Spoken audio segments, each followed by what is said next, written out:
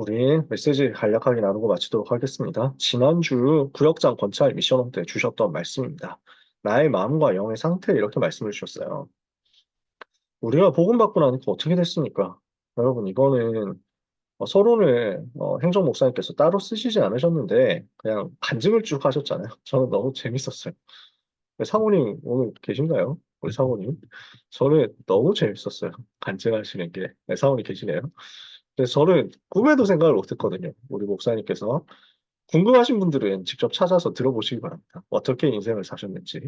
그래서, 아, 저는 듣기만 했지 전혀 관심도 없고 몰랐던 음악들이었어요. 록 음악, 락 있잖아요. 막 그래서 막 제가 아는 이름, 뭐 줄줄이 아는 이름 나오는데 그때 뭐 알기만 하지 읊을 수는 없는 이름들이었어요. 아는 이름이 딱 하나 오지 오스본 나오더라고요. 그 다음에 또 뭐 나오더라. 하여튼 그래가지고 그래서 막 이런 락밴드 저런 락밴드 해가지고 줄줄줄줄 나오는데 뭔가 전혀 좀 다른 이미지가 되더라고요. 막 드럼, 뭐 전자기타 이렇게 해가지고 막 징징징 하면서 다니시고 그러다가 그걸 하기 위해서 나름대로 방황과 타락하면서 살다가 그래서 하나님께 돌아오긴 했는데 여전히 바뀌는 거 없다가 전도운동 하면서 어떻게 변화되었는가 그렇게 간증을 하셨잖아요.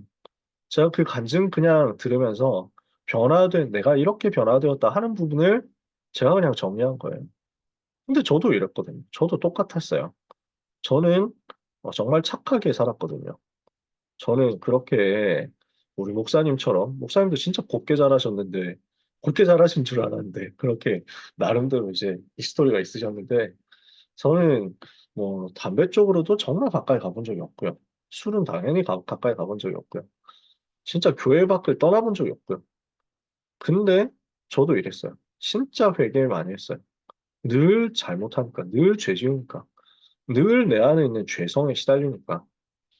그러니까 겉으로 봤을 때는 문제 전혀 없어 보이는데 속으로 봤을 때는 꽉 차 있는 거예요. 내가 얼마나 죄 덩어리인가. 알잖아요. 나는 알잖아요. 너무 죄인이고, 너무 죄 많이 짓고, 그리고 너무 부끄럽고. 그러니까 청교도로 사는 게 제 기도 제목이었어요. 중학생 때까지. 너무 정말 깨끗하게 살겠다.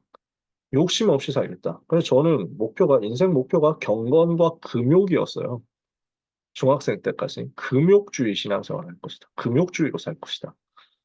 그래서 그렇게 회개하고 착하게 살고 하는데 사실은 좀 회개하고 나서 이제 새로 시작해야 되겠다 하는데 좀 지나면 원래대로 다 돌아가 있고요. 늘 그랬어요, 저도. 진짜 열심히 사는데 응답은 하나도 못 받고 현장은 절대로 변화가 되지 않고 제 인생이 그랬거든요. 그랬었다가 예수가 그리스도이심이 믿어지게 됐어요. 그러고 나니까 그리스도께서 이미 끝내셨다 하는 것이 너무 감격이 된 거예요. 물론 회개합니다. 물론 죄 짓습니다. 당연히 회개합니다. 그러나 저는 원래부터 알고 있었어요. 듣고는 있었거든요. 저희 아버지를 통해서 제가 복음을 정리를 처음 했기 때문에 아버지께서 그 다락방 하기 전에도 이걸 저한테 알려주셨어요. 죄가 있으면 천국 갈 수 있냐 없냐. 그러니까 죄가 있으면 못 가죠. 그러면은 회개 안 하면 지옥 가느냐? 회개를 안 하면 지옥 가나? 어떡하지? 막 헷갈리는 거예요. 그러니까 아니라는 거죠. 죄를 짓고 교회 가서 다 회개하고 나오는 길에 다시 죄를 짓다가 사고가 나서 바로 부름을 받고 죽었다. 그러면 죄가 있냐 없냐? 헷갈리는 거예요. 알쏭달쏭한 거예요. 그러니까 이미 죄를 해결받았지만 회개는 늘 하는 것이나 그러나 회개를 일일이 다 하지 못하고 남은 죄가 있다고 하더라도 그것 때문에 지옥 가는 건 아니다. 전 다락방 하기 전에 이미 정리가 되어 있었어요. 그러니까 요즘 다락방 공격하는 사람들이 신학적인 것을 가지고 따지는데 이걸 가지고 따지더라고요. 날마다 회개해야 된다고. 회개 안 하면 안 된다고. 구원이 어떻게 한 번에 받은 거냐고. 구원은 다 끝난 게 아니고 이미 끝났다고 다락방 얘기하는데 그게 아니고 계속 이루어져 가는 것이다. 구원을 진짜 받았느냐 안 받았느냐 하는 것은 하나님만 아신다. 이렇게 얘기를 하더라고요. 실제로 그렇게 써놨어요. 그 카페에 그렇게 써놨더라고요. 그래서 저는 너무 이해가 안 되는 거예요. 뭐 다락방이 뭐 마음에 안 든다. 다락방 운동이 싫다. 다락방에서 잘못한 사람들 참 밉다. 다 이해됩니다. 그런 건 다 이해돼요. 근데 이건 신학적으로, 성경적으로 저는 말이 안 되는 거예요. 그 얘기는요. 이미 그리스도께서 끝내셨다는 것은 바울이 얘기를 한 내용입니다. 이미 성경에서 말씀한 내용입니다. 우리 주님이 보여주신 내용입니다. 그렇다면 저는 어떻게 됐냐? 그 사실을 알고 있었는데 누리지 못했거든요. 근데 예수가 그리스도라는 이 말씀으로 복음이 정리가 되면서 아, 그래서 이미 끝났다는 거구나 하는 게 저한테 확 들어오더라고요. 이렇게 되니까 행정 목사님도 그렇게 고백하셨지만 저도 그랬어요. 내 마음대로 사는 게 아니라 주님을 내 속에 모시고 사는 인생이 되더라고요. 이미 끝났다. 나는 내 마음대로 살아도 된다. 죄 막 지어도 된다. 나는 상관없다. 죄 다 지어도 나는 이제 절대 지옥 안 가고 죄 마음대로 짓고 마음대로 살아도 괜찮다. 그렇습니까? 그럴 수가 없어요. 정말 주님 모셨다면. 주님이 내 안에 오셨고 다 끝내신, 다 이루신 주님이 내 속에 임하셨다면 이제는 주님 모시고 사는 거잖아요. 그럼에도 불구하고 우리는 연약해서 넘어집니다. 근데 전에는 이걸 늘 뉘우치기만 하고 또 원래대로 돌아오고 또 원래대로 돌아오고 이랬거든요. 지금은 그렇게 넘어졌어도 또다시 그리스도 바라보면서 붙잡고 일어나면서 이렇게 허물 많은, 이렇게 죄투성인, 이렇게 연약한 나를 살려내신 우리 주님께 너무 감사하다. 이 인생으로 바뀌어버리더라고요. 여러분도 그렇지 않으십니까? 저는 그렇습니다. 우리 주님 모시고 사는 게 너무 행복하고요. 주님과 함께 있는 게 너무 행복하고요. 주님과 같이 사는 게 너무 행복하고요. 걸음마다 주님 나 함께 계시고, 내 안에 계시고, 나를 인도해 주시는 게 너무 감사하고요. 그러니까 점점 주님의 형상대로 변화되지만, 그렇다고 나는 완전하지 않잖아요. 점점 주님의 형상으로 변화되는데도 나는 또 실수하고, 또 실패하고, 또 넘어지고, 한 번씩은, 야, 이럴 수가 있나 싶을 정도로 무너지기도 합니다. 그런데 또 저는 십자가 붙잡을 수 있습니다. 또 그리스도 붙잡을 수 있습니다. 그렇게 하고 나면 전보다 더 변화되어 있는 저를 발견하게 되더라고요. 복음 받고 나면 우리의 인생에 하나님께서 부어주시는 은혜가 이렇게 충만케 되니 다락방 공격하는 사람들은 늘 회개하고 늘 반성하고 늘 조심하고 늘 뉘우쳐야 되는 것처럼 이야기를 합니다. 늘 회개하죠. 그러나 우리의 진짜 중심은 늘 죄 때문에 전전긍긍해가지고 두려움과 불안함과 또 에, 우울함에 빠져 있는 인생이 아니라 중세시대 신앙인들이 그랬거든요. 중세시대는 다 그랬어요. 루터도 복음 깨닫기 전에 늘 자기의 죄를 확인하면서 늘 회개하고 늘 자신을 채찍질했어요. 늘 자기 자신을 괴롭혔어요. 복음 받고 나니까 그리스도께서 끝내신 것을 믿는 인생이 되더라고요. 오늘 우리의 삶이 이렇게 변화된 것을 믿습니다. 우리는요, 신앙생활 하는 것이 그리스도 안에서 내가 매일 기쁘게 순례의 길 행함은 주의 팔이 나를 안보하며 이렇게 바뀐 것입니다. 성령이 계시네. 할렐루야 나와 함께 계시네. 좁은 길을 걸으며 밤낮 기뻐하는 것 주의 영이 함께합니다. 저는 다락방 운동하면서 이 찬송이 비로소 이해되고 믿어졌습니다. 여러분 진짜 이 은혜를 날마다 누리게 되시기를 축복합니다. 죄는 뭡니까? 원죄 있고 자범죄 있잖아요. 신학적으로 그렇거든요. 원죄는 뭡니까? 마귀의 말 듣고 하나님 배반하고 하나님 떠난 거죠. 한 사람 때문에 죄가 세상에 들어오고 죄로 말미암아 사망이 세상에 들어왔습니다. 이렇게 되니까 이 원죄 가운데 있는 사람들, 모든 사람이 이 원죄 가운데 있습니다. 죄 없는 사람이 있습니까? 없어요. 태어날 때부터 죄인이다. 태어나자마자 죽으면 죄 없습니까? 죄인이에요. 원죄 속에 있다니까요. 자범죄는 원죄의 결과로 오는 허물입니다. 수많은 허물들, 수많은 잘못들, 하나님이 주신 선하신 그 율법에서 벗어나는 모든 행동들, 행실들, 당연히 다 하고 살아갑니다. 하나님의 자녀는 어떻습니까? 원죄에서 해방받았죠. 자범죄 용서받았습니다. 그러나 자범죄는 계속 짓습니다.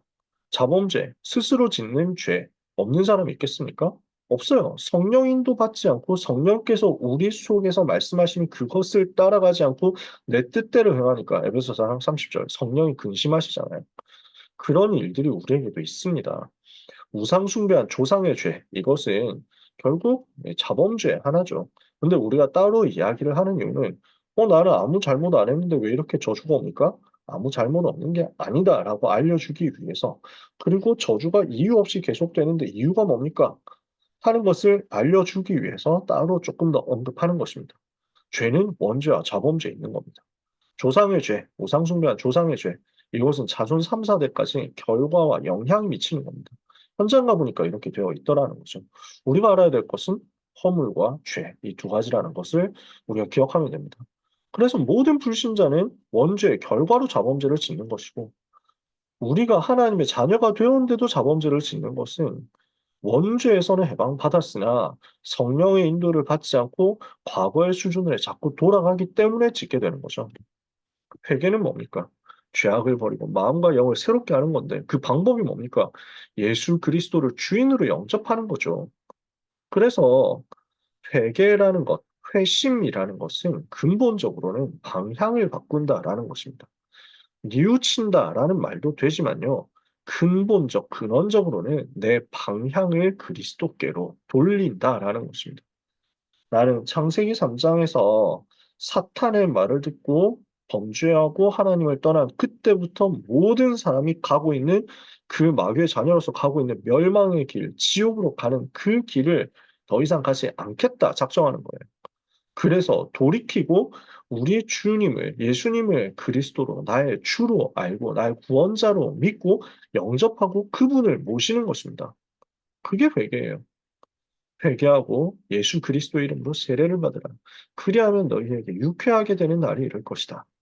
이렇게 해서 세례받는 사람이 그날에 3천이나 더 있다. 베드로의 메시지잖아요. 예수님 영접한 나는 어떻게 합니까? 날마다 허물 있잖아요. 날마다 죄 있잖아요. 그래서 고백하고 날마다 나를 새롭게 하는 것입니다. 요한일서 1장 9절에 만일 우리가 우리 죄를 자백하면 그는 미쁘시고 의로우사 우리를 모든 불의에서 깨끗게 하실 것이라고 했습니다. 예수님께서도 주기도문에 우리가 우리 죄를 사하여 준 것 같이 우리에게 죄 지은 자를 사하여 준 것 같이 우리 죄를 사하여 주옵시고 그래서 고백하는 겁니다. 그러면 어떻게 해야 되겠습니까? 내 고집, 나의 영적 문제, 나의 상처를 넘어서 하나님의 말씀에 순종하는 것이 진짜 회개겠죠. 날마다 뉘우치는 게 아니라 그럼 뉘우치고 또 돌아가고 뉘우치고 또 돌아가고 할 거잖아요. 복음으로 내가 변화되어 가는 그 모든 것이 회개의 과정입니다. 성화의 과정입니다.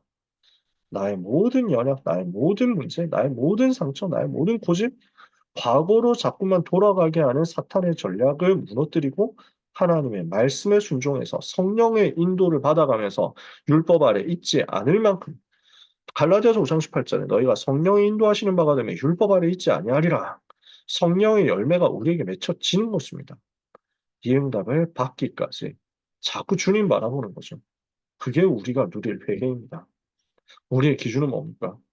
나 같은 죄인을 살리시고 그리스도께서 내 안에 사시는 것이 기준입니다.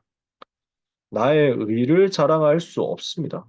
우리는 우리의 훌륭함, 우리의 경건함, 우리의 올바름을 절대로 자랑할 수 없습니다. 우리는 날마다 오직 내 안에 예수 그리스도께서 사시는 것 말고는 자랑할 게 없습니다. 자랑할 게 있습니까? 내가 죄인 중에 괴수인데요.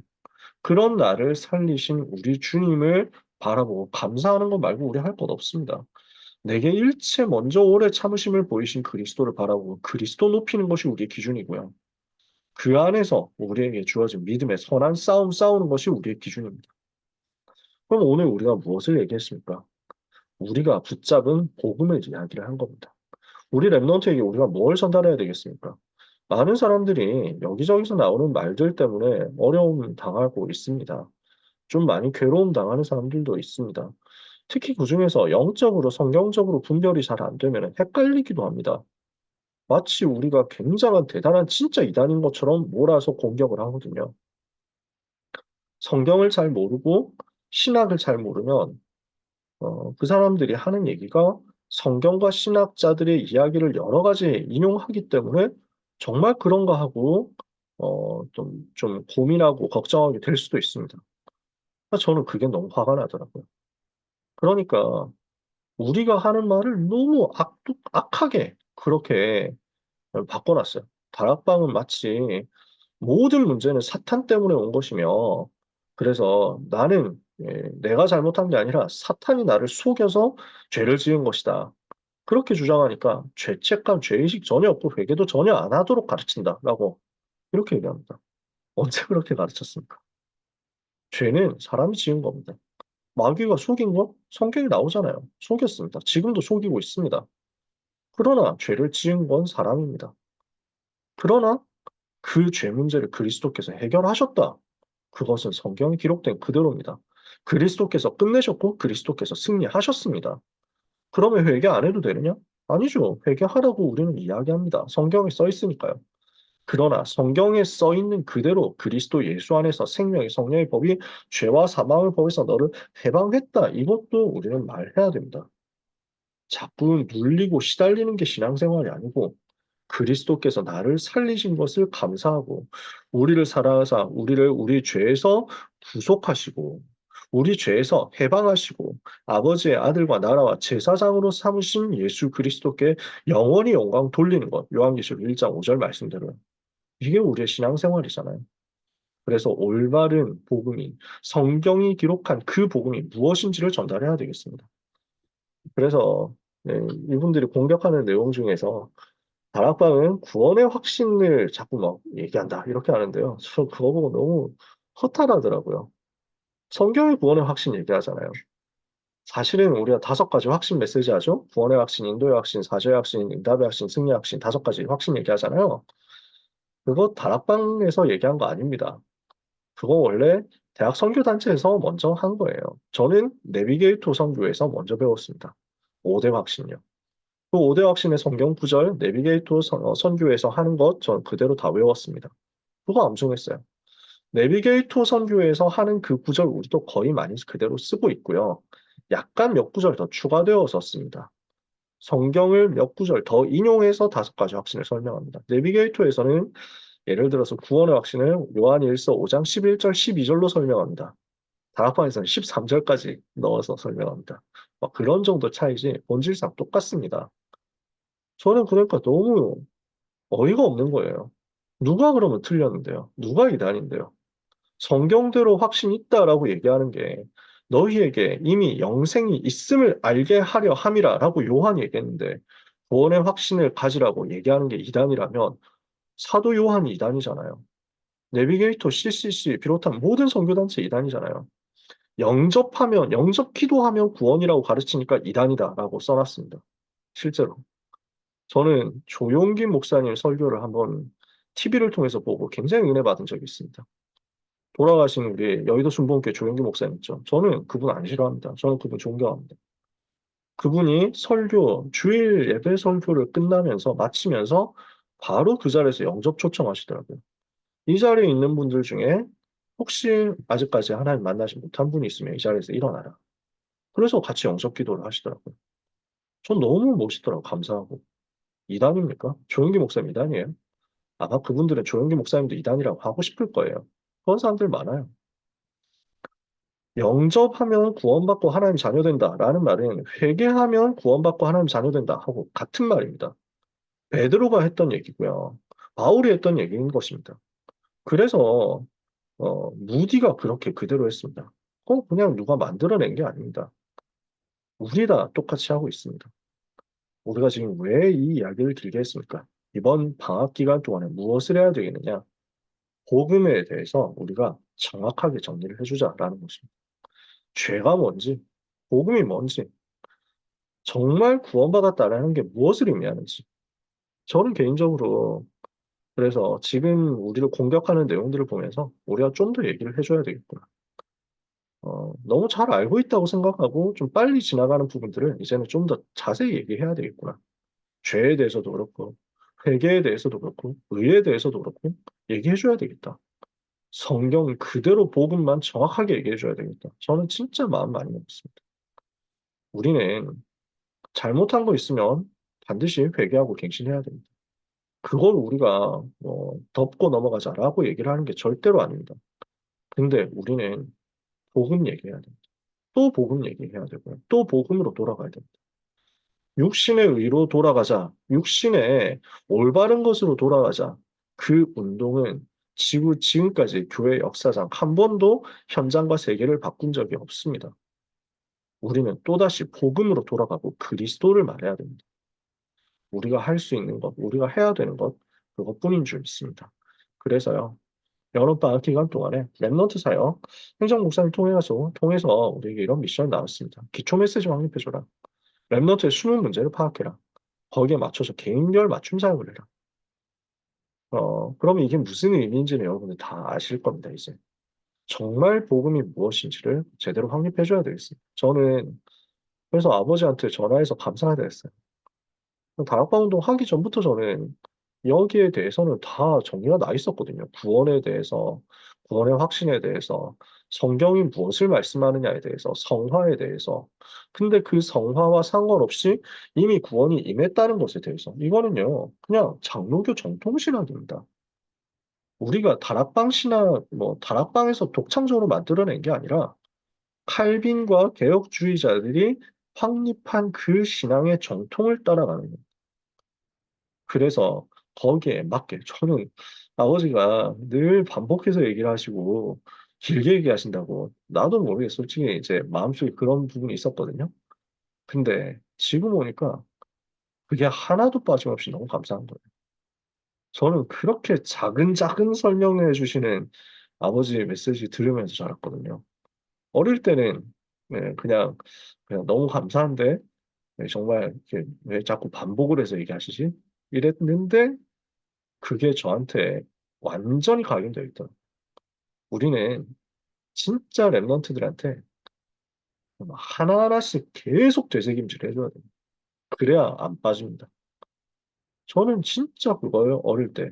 다락방 시작하면서도 아버지가 저한테 계속 이렇게 얘기를 하셨거든요.